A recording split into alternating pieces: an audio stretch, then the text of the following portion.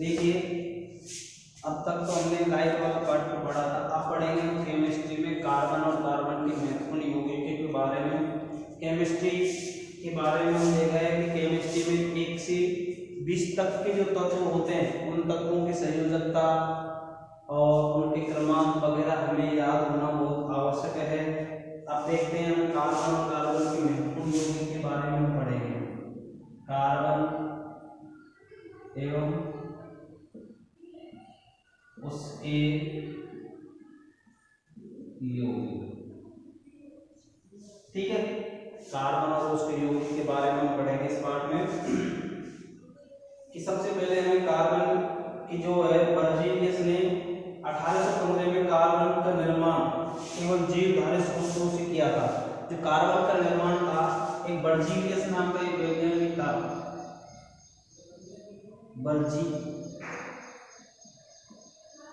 Berzelius नाम का एक वैज्ञानिक था जिसने सन 1815 में जीवधारियों के जो जीव थे उनके स्रोतों से अवधारणा की, उनके कार्बन यौगिक का निर्माण जो है और कार्बन यौगिक का निर्माण जीवधारी स्रोतों से किया था। जीवधारी स्रोतों से किया, ये ध्यान रखने की बात है कि सबसे पहले आपको क्वेश्चन पूछ सकता है कि सबसे पहले कार्बन यौगिक का निर्माण कब और कब कैसे किया। कार्बन यौगिक का निर्माण कब और कैसे किया, तो सबसे पहले बर्जीलियस ने 1815 में बर्जीलियस की अवधारणा है कि अवधारणा के आधार पर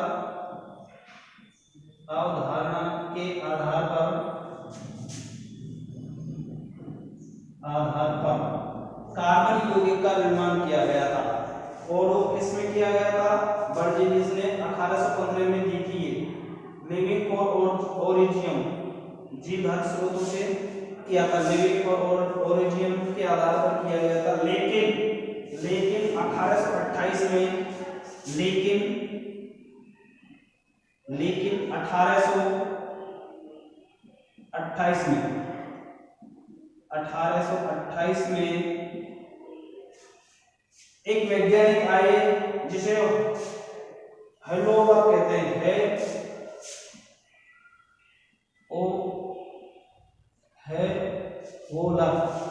हेवोलर ने कार्बन यौगिक को एक अकार्बनिक पदार्थ के अमोनियम सल्फेट और पोटेशियम साइनाइड को गर्म करके किया था। इसमें हेवोलर ने एक अकार्बनिक यौगिक को निर्माण के आधार पर अमोनिया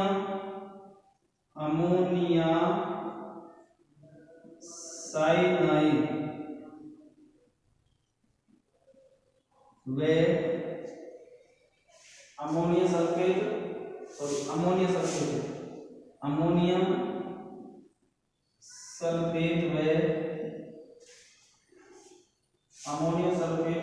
पोटेशियम साइनाइड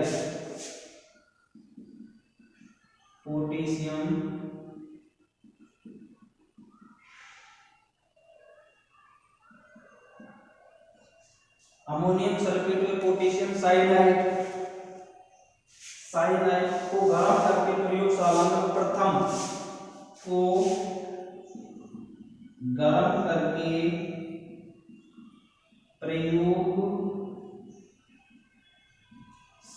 में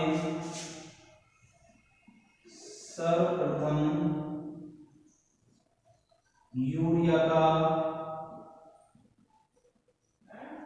का निर्माण किया था।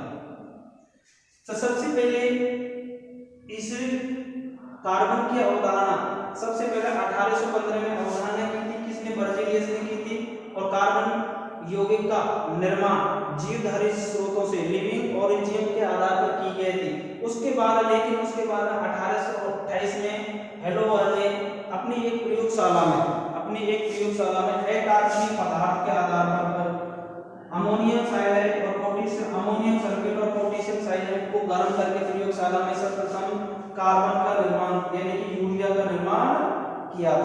सबसे पहले अमोनियम साइनाइड और किस प्रकार होता है, तो सबसे पहले देखेंगे, सबसे पहले इसमें देखेंगे अमोनियम साइनाइड का सूत्र क्या है, NH4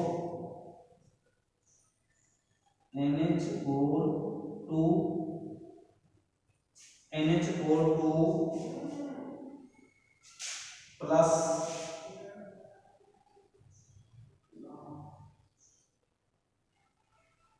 NH4 plus potassium cyanide. Potassium cyanide का मतलब होता है 2KCnO। एक साइनाइड का सूत्र है, इसका सूत्र है पोटेशियम साइनाइड का सूत्र है। इसको प्रयोगशाला में क्या किया था, गरम करने को। अब इसको गरम किया, तो गरम करने के बाद में इसमें हमें प्राप्त हुआ अमोनियम सल्फेट प्राप्त हुआ, पोटेशियम सल्फेट प्राप्त हुआ।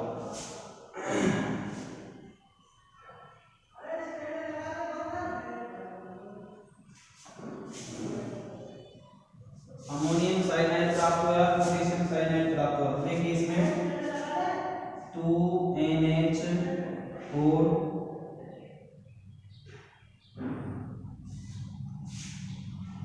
CnO प्लस K2SO4 प्लस क्या हो गया, K2SO4। देखिए अमोनियम साइनाइड को हमने 2NH4 है ये यहाँ ले लिया, Na के पास में कितने हैं, दो लगा दे, 2NH4 हो गया। उसके बाद हमने क्या ले लिया, CnO साइनाइड का सूत्र ले लिया। उसके बाद में हमारे पास में K2 है, तो K2 ले लिया, K2 के बाद पहले क्या लग रहा है, 2 लग रहा है, और क्या आ जाएगा, SO4 हो जाएगा। ये हो जाएगा अमोनिया साइनाइड व पोटेशियम सल्फेट,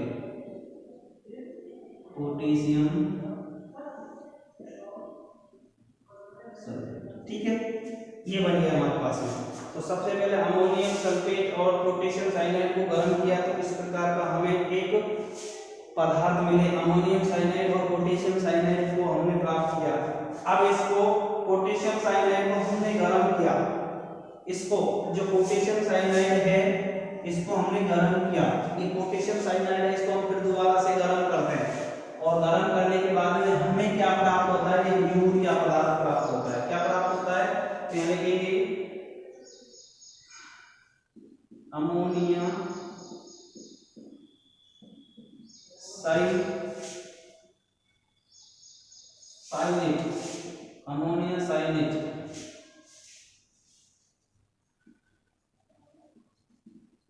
अमोनिया साइनेट को गर्म करने पर, अमोनियम साइनाइड को गर्म करने पर, अब दोबारा से इसको गर्म करेंगे, तो अमोनियम साइनाइड हमारे पास में क्या है, 2NH4CnO।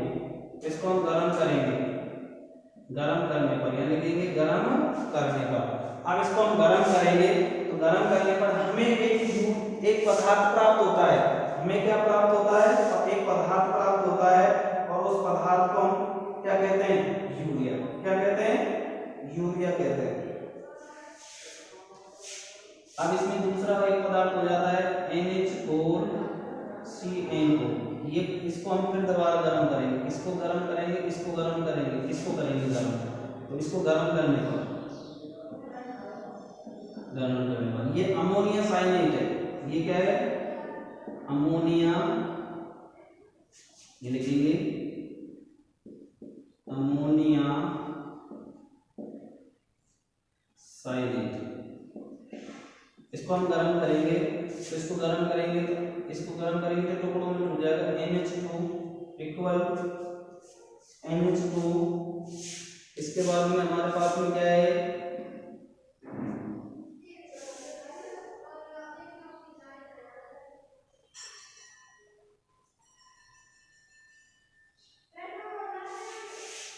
इसको गर्म करेंगे तो ये हो जाएगा CO प्लस में NH। अब देखिए इसको हमने गर्म कर दिया, या इस तरह से निशान लगा देंगे, कोई दिक्कत नहीं है। इसको गर्म करेंगे तो टुकड़ों में टूट जाएगा, NH2 NH2 हो जाएगा। उसके बाद में हमारे पास में ये N है, ये इसके साथ में खत्म हो जाएगा, क्या बन जाएगा CO, और ये CO है, ये क्या बन जाएगा यूरिया। क्या बन गया है यूरिया बन गया। और कार्बनिक यौगिक है, ये क्या है कार्बनिक यौगिक, कार्बनिक। ठीक है, समझ गए होंगे कि हमने सबसे पहले कार्बन के बारे में पढ़ा था, कार्बन क्या होता है और कार्बन की यौगिक क्या होता है। सबसे पहले हमने देखा बर्जेलियस ने अवधारणा दी थी कि कार्बन यौगिकों की जीवधारी स्रोतों से प्राप्त किया था। उसके बाद में हेवलर एक वैज्ञानिक था जिन्होंने 1828 में सर्वप्रथम अपने प्रयोगशाला में क्या बनाया था यूरिया बनाया था। और यूरिया किस आधार पर बनाया था, अमोनियम सल्फेट और पोटेशियम साइनाइड को गर्म करके एक प्रयोगशाला में सर्वप्रथम यूरिया का निर्माण किया था। तो सबसे पहले अमोनियम सल्फेट और पोटेशियम साइनाइड को हमने गर्म किया। तो पोटेशियम साइनाइड के साथ साथ हमें दो प्रकार के पदार्थ प्राप्त हुए, अमोनियम साइनाइड प्राप्त हुआ। अमोनियम साइनाइड प्राप्त करने के बाद पोटेशियम सल्फेट प्राप्त हुआ। उस अमोनियम साइनाइड को फिर हम प्रयोगशाला में गर्म किया और प्रयोगशाला में गर्म करने के बाद में हमें NH2CO+ में NH2 यानी कि एक यूरिया पदार्थ प्राप्त किया था। सब इसलिए सर्वप्रथम श्रेय हेवलर को जाता है जो प्रयोगशाला में सबसे पहले यूरिया का निर्माण किया था। तो इस प्रकार सबसे पहले 1828 में हेवलर ने सबसे पहले यूरिया का निर्माण किया था। और ये बेटा यूरिया का सूत्र है, इसको उतार लेना।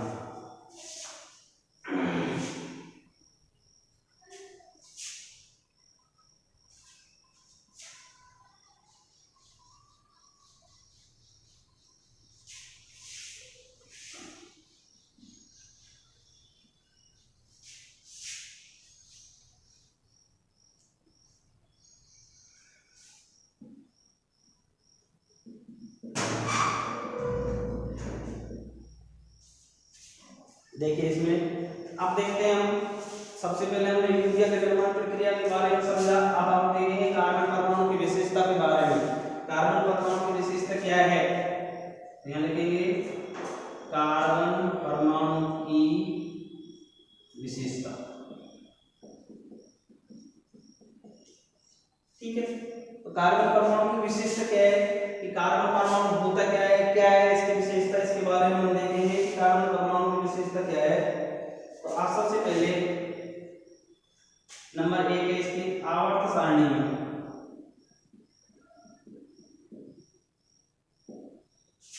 कार्बन परमाणु की कार्बन परमाणु का क्रमांक, आवर्त सारणी में कार्बन परमाणु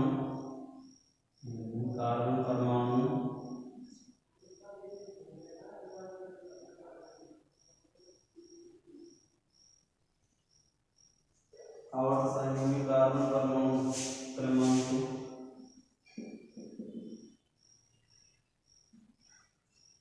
6। ठीक है, दूसरा इसका पॉइंट है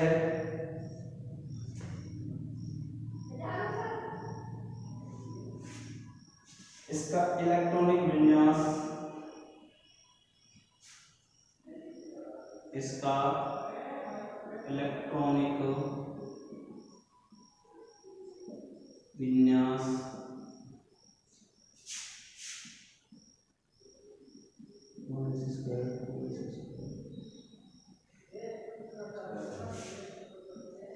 इसका इलेक्ट्रॉनिक विन्यास है 1s² 2p² है।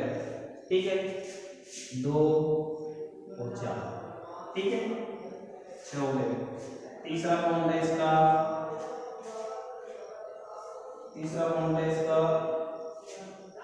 कार्बन की संयोजकता 4 होती है,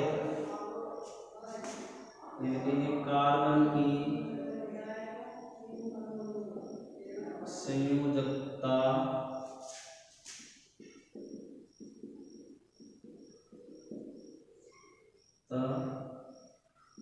4 होती है।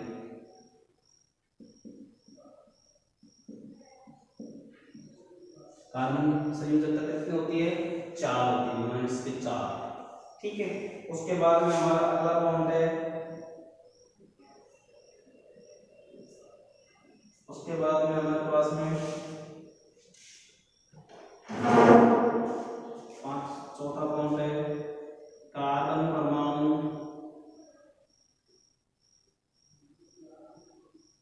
कार्बन परमाणु की संरचना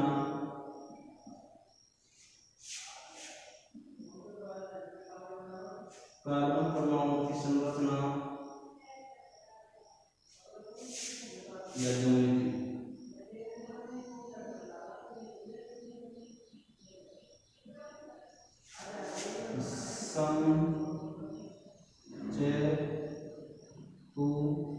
से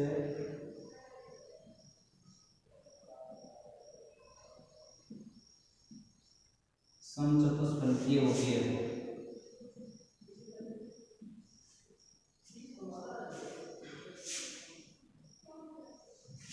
उसके बाद में अगला जाता है कार्बन कार्बन परमाणु के मध्य, कार्बन कार्बन परमाणु के मध्य 109 डिग्री 28 मिनट का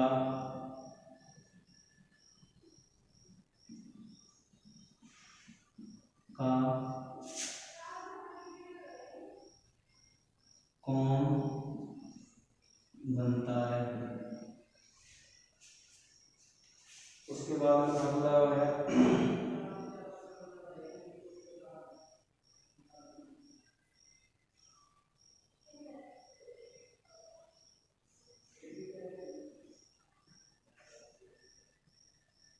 चार एकल संयोजी परमाणु जैसे इत्यादि होते हैं।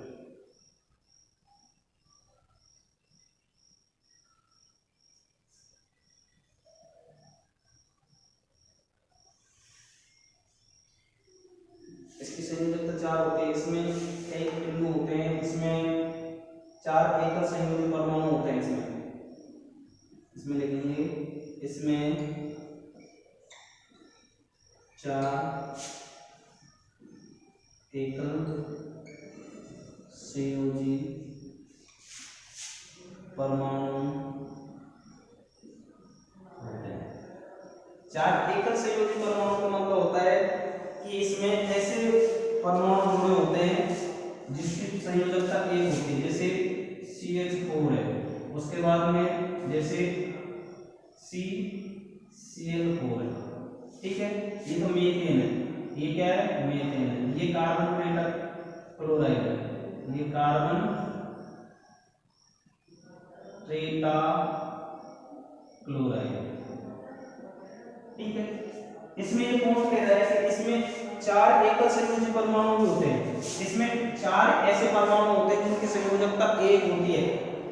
4 एकल परमाणु, जैसे कार्बन है हमारे पास में, हाइड्रोजन कितने, 1 2 3 और 4। अब देखो इसके बीच में, इनके बीच में कितने, एक दंड है, तो इसका मतलब होता है एकल संयोजी। उसके बाद में कार्बन हमारे पास में 1 है, क्लोरीन कितने हमारे पास में 4, ये देखिए 1 2 3 और 4। तो ये 4 एकल संयोजी परमाणु हो गए। क्या हो गए, इसमें 4 एकल संयोजी परमाणु होते हैं, 4 परमाणु होते हैं, परंतु उनकी संयोजकता कितनी होती है, 1। क्या होती है, 1। इसलिए इसे क्या कहते हैं, 4 एकल संयोजी परमाणु। दूसरा बॉन्ड है इसमें 1 एकल संयोजी एवं 2 त्रिसंयोजी, इसमें 1 2 एकल संयोजी होते हैं और 2 द्विसंयोजी परमाणु होते हैं। जैसे दूसरा बॉन्ड है इसका अगला, इसमें 2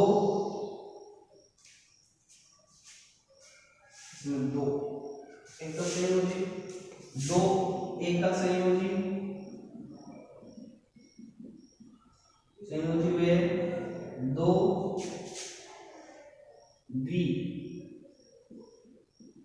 द्विसंयोजी परमाणु होते हैं। तो इसमें भी ऐसे भी है, इसमें 1 2 ऐसे परमाणु होते हैं जिनकी संयोजकता 1 होती है और 2 ऐसे होते हैं जिनकी संयोजकता 2 होती है।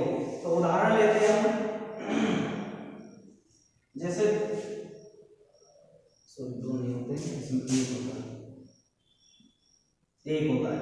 तो जैसे उदाहरण लेते हैं CO है H2CO। H2CO का मतलब होता है, H2CO जो होता है हमारे में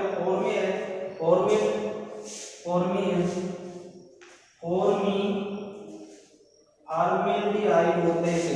क्या बोलते हैं? फॉर्मेल्डिहाइड।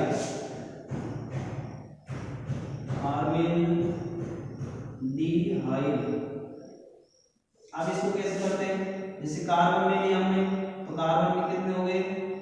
ये एक संयोजकता, ठीक है। उसके बाद में ये तब 2 हो गए, 2 एकल संयोजक हो गए हाइड्रोजन, और ऑक्सीजन क्या हो गया? एक परमाणु, जिसकी संयोजकता कितनी है? 2। तो मैं यहाँ नोट में लिखा रहा हूँ आपको, देखिए हाइड्रोजन की संयोजकता, हाइड्रोजन है उसकी संयोजकता है, हाइड्रोजन की संयोजकता है +1, 1। कितनी है? 1। उसके बाद में ऑक्सीजन की संयोजकता है, लिखेंगे ऑक्सीजन की संयोजकता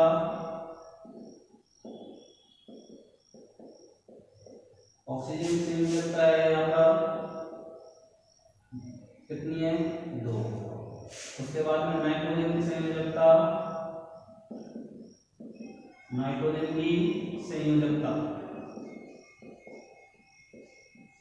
कितनी है? 3। उसके बाद में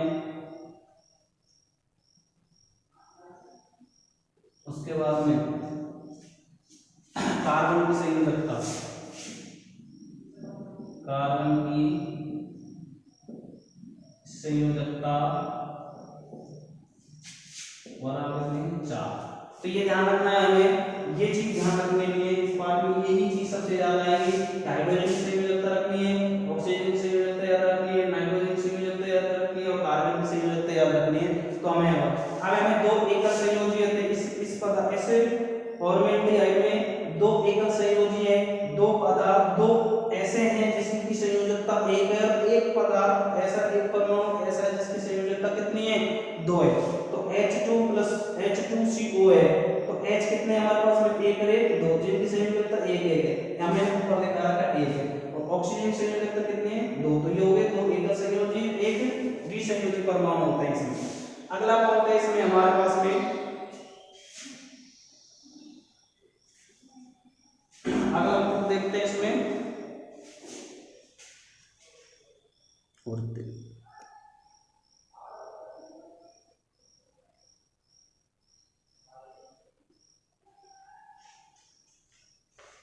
एक पॉइंट और देखते हैं इसमें।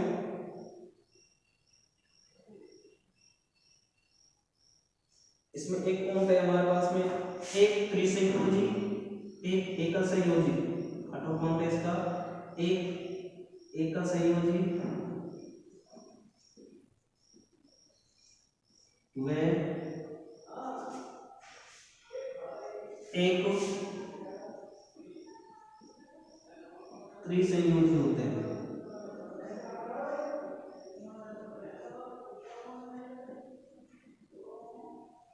देखिए इसमें एक एकल संयोजी और एक त्रिसंयोजी होते हैं, HCN। इसमें ऐसे पदार्थ है, इसमें HCN में एक तो पदार्थ एक परमाणु तो ऐसा होता है, एकल होता है, एक पदार्थ ऐसा होता है, एक परमाणु ऐसा होता है जिसकी संयोजकता 3 होती है। तो C है हमारे पास में, C है तो H की संयोजकता 1 हो गई, और N है हमारे पास में, N की संयोजकता कितनी बेटा? 3 है। तो यहाँ 3 डंडे लगा देंगे। कितने लगा देंगे? एक संयोजकता 1 डंडा, 2 संयोजकता 2 डंडा, 3 संयोजकता तो 3 डंडा हो जाती है। तो ये कार्बन परमाणु की विशेषता है। आगे देखेंगे।